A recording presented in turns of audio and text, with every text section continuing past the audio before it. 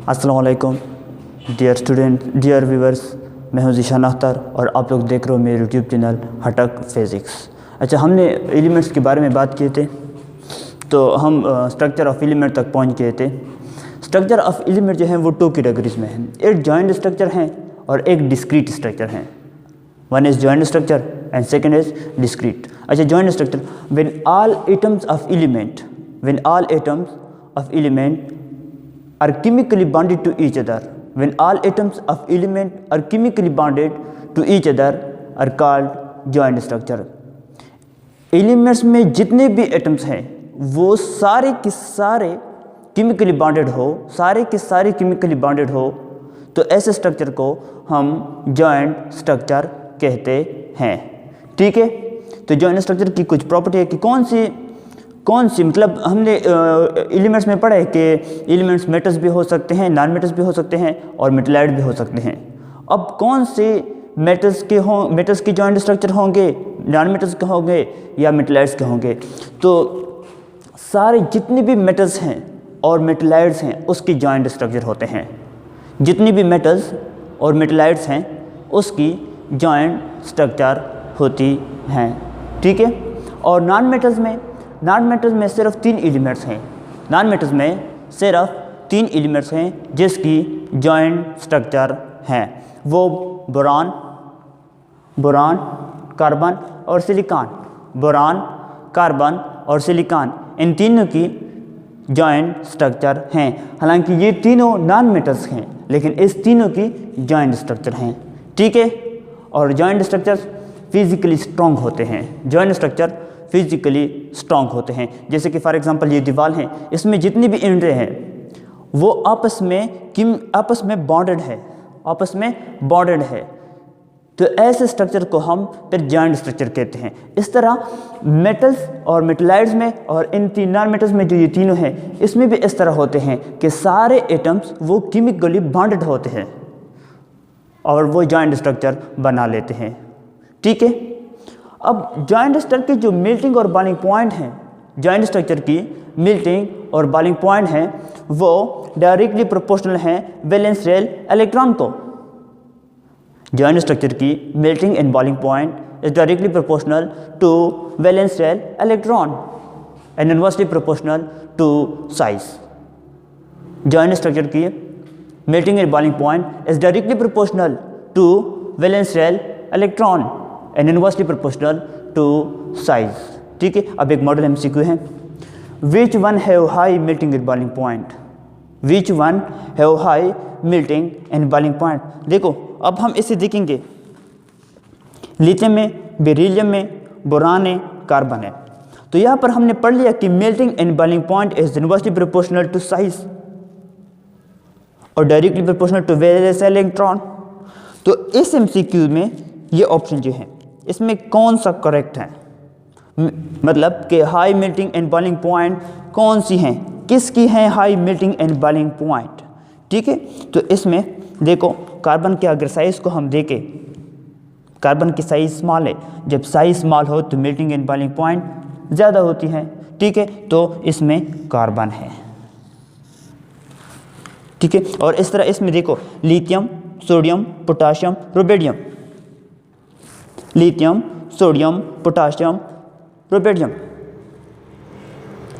अब इसमें देखो, इसमें वैलेंस, जब इसकी हम इसमें देखें अकॉर्डिंग टू दिस फार्मूला अगर ये हम अप्लाई कर रहे, ठीक है, तो वैलेंस शेल इलेक्ट्रॉन जिसमें ज़्यादा हो उसकी मेल्टिंग एंड बॉइलिंग पॉइंट ज़्यादा होगी। अब जिसकी साइज़ कम हो तो उसकी मेल्टिंग एंड बॉइलिंग पॉइंट ज़्यादा होगी। तो हम देखेंगे कि इसमें साइज़ जिसकी कम हो तो उसकी मेल्टिंग एंड बॉइलिंग पॉइंट ज़्यादा होगी, क्योंकि इसकी वैलेंस इलेक्ट्रॉन अगर हम देखें ना तो वैलेंस इलेक्ट्रॉन 1 है, इसमें भी वैलेंस इलेक्ट्रॉन 1 है, इसमें भी 1 है, इसमें भी 1 है, इसमें 1 है। तो ये बात तो कंप्लीट है। अब इसमें हम देखेंगे साइज़ में, अब साइज़ जिसका स्मॉल होगा उसकी मेल्टिंग एंड बॉइलिंग पॉइंट ज़्यादा होगी, तो साइज़ लिथियम की साइज़ ज़्यादा है, तो लिहाजा इसकी मेल्टिंग एंड बॉइलिंग पॉइंट ज़्यादा होगी। ठीक है, ये जॉइंट स्ट्रक्चर है। अब डिस्क्रीट स्ट्रक्चर, देखो डिस्क्रीट स्ट्रक्चर को मॉलिक्यूल्स भी कहते हैं। डिस्क्रीट स्ट्रक्चर को मॉलिक्यूल्स भी कहते हैं। अच्छा, डिस्क्रीट स्ट्रक्चर कौन से होते हैं? When fixed number of atoms bonded together is called discrete structure. Discrete structure में fixed number of electron joint होते हैं, तो उसको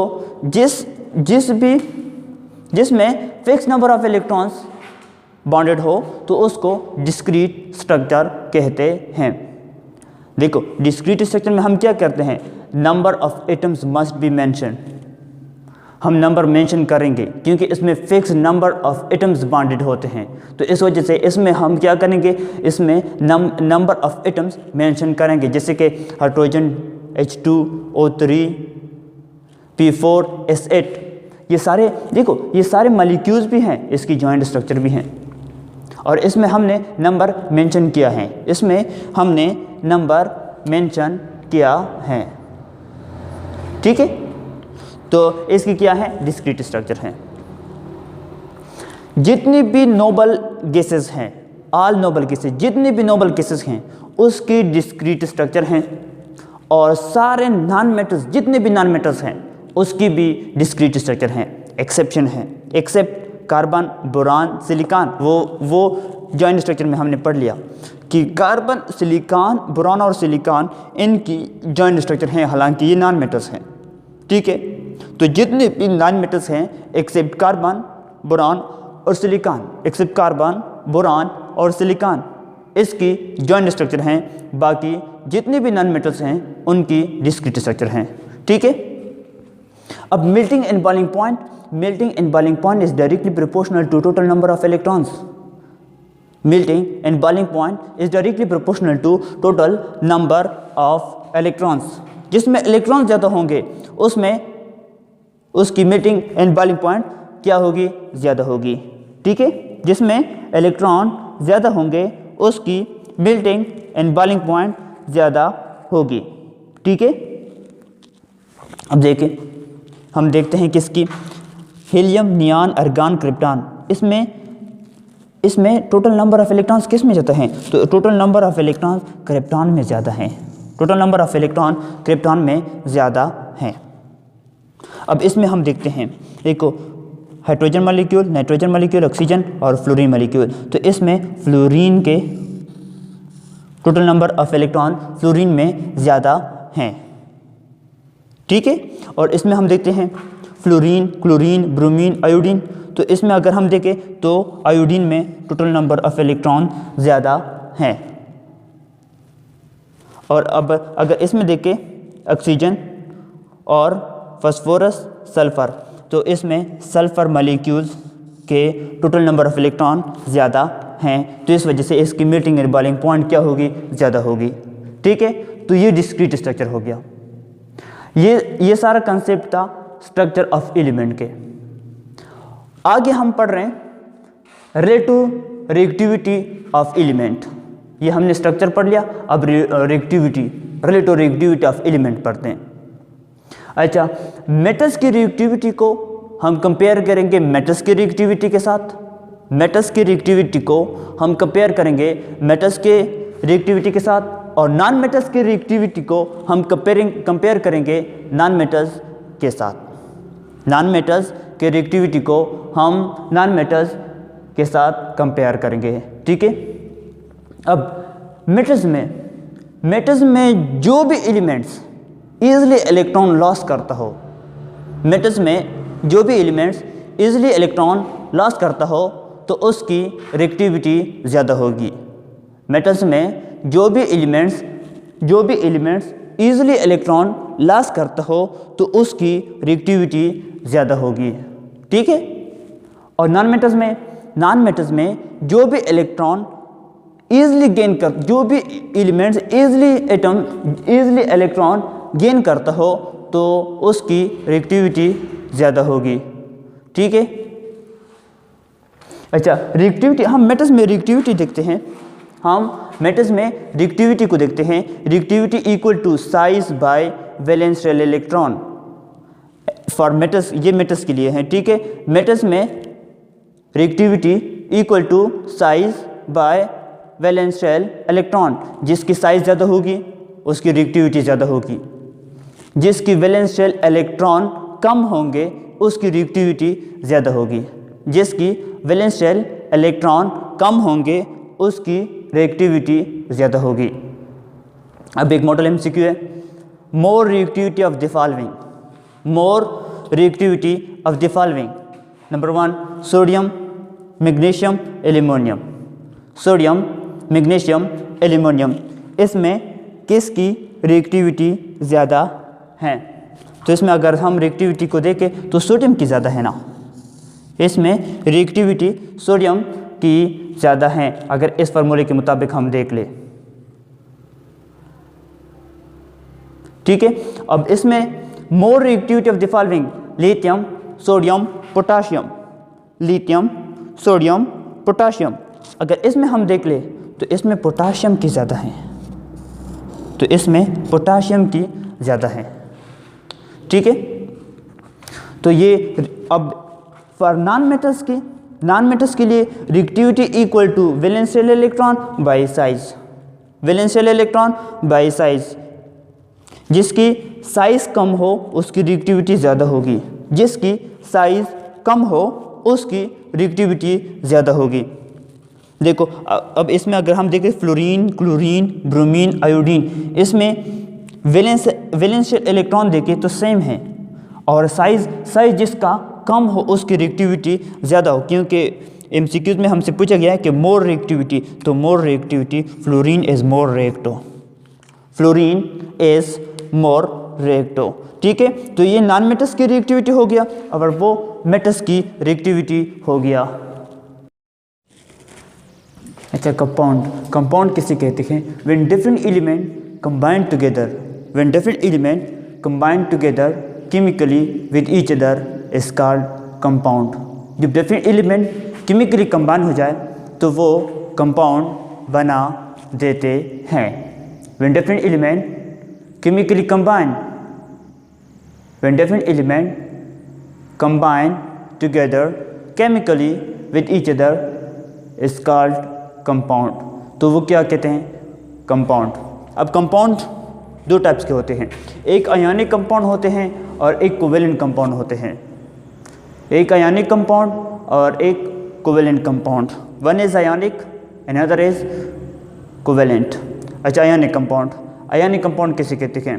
electrostatic interaction between cation and anion, electrostatic interaction between cation and anion which are formed by the transfer of electron from one atom to another atom, it is called ionic compound।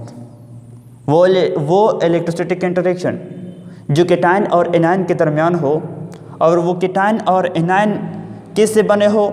Transfer of electron से बने हो, एक atom से एक electron transfer हुआ हो दूसरे में, तो उसे क्या कहते हैं? Ionic compound. ठीक है, आयनिक कंपाउंड कौन से होते हैं? वो इलेक्ट्रोस्टैटिक इंटरेक्शन जो कि कैटायन और एनायन के दरमियान हो, वो इलेक्ट्रोस्टैटिक इंटरेक्शन जो कि कैटायन और एनायन के दरमियान हो, वो कैटायन और एनायन इलेक्ट्रॉन की ट्रांसफ़र की वजह से बने हो, तो उसे आयनिक कंपाउंड कहते हैं। ठीक है, अब देखो हमने मेटल्स और नॉन मेटल्स के बारे में तो हमने पढ़ा है। ठीक है, अब जितने भी मेटल्स प्लस नॉन मेटल्स ये दोनों कंबाइन हो जाए तो वो आयनिक कंपाउंड बना देते हैं। मेटल्स प्लस नॉन मेटल्स वो कंबाइन हो जाए तो वो आयनिक कंपाउंड बना देते हैं।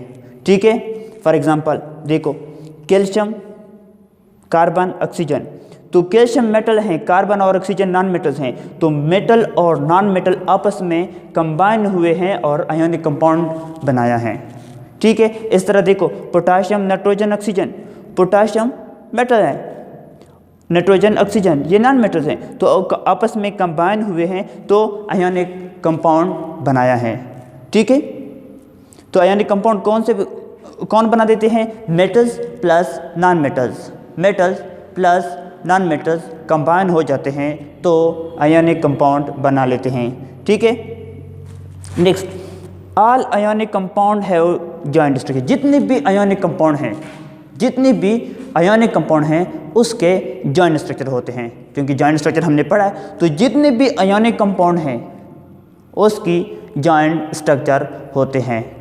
ठीक है, आयोनिक कंपाउंड के पार्टिकल्स को हम आयंस कहते हैं। आयोनिक कंपाउंड के पार्टिकल्स को हम आयंस कहते हैं। ठीक है, आयोनिक कंपाउंड के पार्टिकल्स को हम क्या कहते हैं? आयंस कहते हैं। तो ये आयोनिक कंपाउंड हो गया। तो ये आयोनिक कंपाउंड हो गया कि आयोनिक कंपाउंड किससे बनते हैं? मेटल्स प्लस नॉन मेटल्स से बनते हैं, तो वो आयोनिक कंपाउंड बना देते हैं। ठीक है, जितने भी आयोनिक कंपाउंड हैं वो जॉइंट स्ट्रक्चर बना देते हैं और आयोनिक कंपाउंड के पार्टिकल्स को हम आयंस कहते हैं। तो ये आयोनिक कंपाउंड है। अब कोवेलेंट कंपाउंड, वो कंपाउंड जो शेयरिंग ऑफ इलेक्ट्रॉन पेयर की वजह से बन जाए, वो कंपाउंड जो शेयरिंग ऑफ इलेक्ट्रॉन पेयर की वजह से बन जाए तो उसे कोवेलेंट कंपाउंड कहते हैं। वो कोवेलेंट कंपाउंड बना देते हैं। ठीक है, अब कौन से एलिमेंट्स कोवेलेंट कंपाउंड बनाएंगे? देखो, जितनी भी सिर्फ और सिर्फ नॉन मेटल्स हैं, सिर्फ और सिर्फ नॉन मेटल्स क्या कर देते हैं? कोवेलेंट कंपाउंड बना देते हैं। नॉन मेटल्स क्या करते हैं? कोवेलेंट कंपाउंड बना देते हैं। ओनली नॉन मेटल्स कंबाइन हो जाते हैं, only non metals element combine हो जाते हैं, वो हमें आयोनिक कंपाउंड बना देता है। ठीक है, और जितने भी कोवेलेंट कंपाउंड हैं वो डिस्क्रीट स्ट्रक्चर होते हैं। सारे कोवेलेंट कंपाउंड के डिस्क्रीट स्ट्रक्चर होते हैं। सारे कोवेलेंट कंपाउंड के डिस्क्रीट स्ट्रक्चर होते हैं एक्सेप्ट सिलिकॉन डाइऑक्साइड। सारे कोवेलेंट कंपाउंड के डिस्क्रीट स्ट्रक्चर होते हैं एक्सेप्ट सिलिकॉन डाइऑक्साइड। इसके जॉइंट स्ट्रक्चर होते हैं, क्योंकि ये कोवेलेंट कंपाउंड हैं। सिलिकॉन डाइऑक्साइड ये कोवेलेंट कंपाउंड हैं, लेकिन इसका स्ट्रक्चर जॉइंट है। ये इसमें एक्सेप्शन है। और हम कहते हैं कि सारे कोवेलेंट कंपाउंड जो हैं उसके डिस्क्रीट स्ट्रक्चर होते हैं, क्योंकि सिलिकॉन डाइऑक्साइड कोवेलेंट कंपाउंड तो हैं लेकिन इसका स्ट्रक्चर जॉइंट है। सिर्फ ये एक एक्सेप्शन है। ठीक है, अब कोवेलेंट कंपाउंड के पार्टिकल्स को हम मॉलिक्यूल्स कहते हैं। कोवेलेंट कंपाउंड के पार्टिकल्स को हम मॉलिक्यूल्स कहते हैं। ठीक है, फॉर एग्जांपल कंपाउंड किस तरह, कोवेलेंट कंपाउंड किस तरह से? Carbon, hydrogen, oxygen. अगर इन तीनों को हम देख ले तो ये नॉन मेटल्स हैं। ये तीनों नॉन मेटल्स है और हमने कहा है कि सिर्फ और सिर्फ नॉन मेटल्स कोवेलेंट कंपाउंड बना देते हैं। तो मुझे पता चल गया कि ये कंपाउंड जो है वो ये कोवेलेंट कंपाउंड है। अब इसमें देखिए, हाइड्रोजन, सल्फर, ऑक्सीजन ये तो नॉन मेटल्स हैं और नॉन मेटल्स जो हैं वो सिर्फ कोवेलेंट कंपाउंड बना देते हैं, या कोवेलेंट कंपाउंड सिर्फ नॉन मेटल से बनते हैं। ठीक है, तो मुझे पता चल गया कि ये H2SO4 जो है ये कोवेलेंट कंपाउंड है। H2SO4 कोवेलेंट कंपाउंड हैं। ठीक है, एक मॉडल एमसीक्यू है, कहते हैं कि the substance which is compound is well as molecules. The substance which is compound is well as molecules. अब इसमें देखो, कैल्शियम ऑक्साइड है, कार्बन डाइऑक्साइड है, P4 है, बोथ B and C या ये दोनों हैं। इसमें कार्बन डाइऑक्साइड ये कंपाउंड भी है और मॉलिक्यूल्स भी हैं। ठीक है, ये कंपाउंड भी हैं और मॉलिक्यूल्स भी हैं। कैल्शियम डाइऑक्साइड, कार्बन डाइऑक्साइड ये कंपाउंड भी हैं और मॉलिक्यूल्स भी हैं। इसका अगर हम देख ले तो इसका डिस्क्रीट स्ट्रक्चर है, और डिस्क्रीट स्ट्रक्चर के क्या होते हैं? डिस्क्रीट स्ट्रक्चर के हमारे पास उसको हम मॉलिक्यूल्स भी कहते हैं। डिस्क्रीट स्ट्रक्चर है इसका, और डिस्क्रीट स्ट्रक्चर को हमने पढ़ा है कि इसको मॉलिक्यूल्स भी कहते हैं और ये कंपाउंड भी हैं। ठीक है, ये कंपाउंड भी हैं। और इसको अगर हम देख ले, ये मॉलिक्यूल नहीं है। ठीक है, कंपाउंड है, ये मॉलिक्यूल नहीं है, और ये मॉलिक्यूल है लेकिन कंपाउंड नहीं है। ठीक है, तो इस वजह से कार्बन डाइऑक्साइड हैं। ठीक है, अब आयोनिक कैरेक्टर, आयोनिक कैरेक्टर किस तरह हम मालूम करेंगे? Ionic character will be equal to size by charge, या ionic character is directly proportional to size, inversely proportional to charge. अगर साइज ज़्यादा हो तो आयोनिक कैरेक्टर ज़्यादा होंगे, अगर साइज ज़्यादा हो तो आयोनिक कैरेक्टर ज़्यादा होंगे। अगर चार्ज कम हो तो उसकी आयोनिक कैरेक्टर ज़्यादा होंगे, अगर चार्ज कम हो तो उसकी आयोनिक कैरेक्टर ज़्यादा होंगे। ठीक है, अब हम रिएक्टिविटी ऑफ कंपाउंड में क्या है? Ionic compound are more reactive in solution form. अगर आयोनिक कंपाउंड को हम देख ले, आयोनिक कंपाउंड को, तो वो सॉल्यूशन फॉर्म में मोर रिएक्टिव होते हैं, सॉलिड फॉर्म में रिएक्टिव नहीं होते, वो सॉल्यूशन फॉर्म में मोर रिएक्टिव होते हैं। ठीक है, सारे आयोनिक कंपाउंड सॉल्यूशन फॉर्म में मोर रिएक्टिव होते हैं। अब ये model MCQ, more reactive of the following, इनमें से कौन सा मोर रिएक्टिव है? इनमें से अगर हम देख ले तो HI ये मोर रिएक्टिव हैं। इसमें से कौन सा मोर रिएक्टिव है? HI is more reactive, HI is more reactive. ठीक है, अब ये दूसरा एमसीक्यू, इसको देख ले, model MCQ. Which one is compound with molecular structure? Which one is compound with molecular structure? ठीक है, Which one is compound with molecular structure? इसमें CH4, इसमें कौन सा है? CH4। क्वेश्चन पूछ रहा है कि which one is compound with molecular structure? Which one is compound with molecular structure? Which one is compound with molecular structure? इसमें CH4 हैं। अब अगर हम देख ले, अगर हम इसको देख ले, MgSO4 मैग्नीशियम सल्फेट को देख ले, तो ये कंपाउंड हैं, इसकी जॉइंट स्ट्रक्चर हैं, ये कंपाउंड हैं, इसकी जॉइंट स्ट्रक्चर हैं।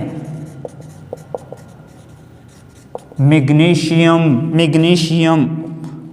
और सल्फर, देखो मेटल्स और नॉन मेटल्स से बने हैं, तो उसकी जॉइंट स्ट्रक्चर हैं। ठीक है, इसकी जॉइंट स्ट्रक्चर हैं, और ये कंपाउंड नहीं है, ये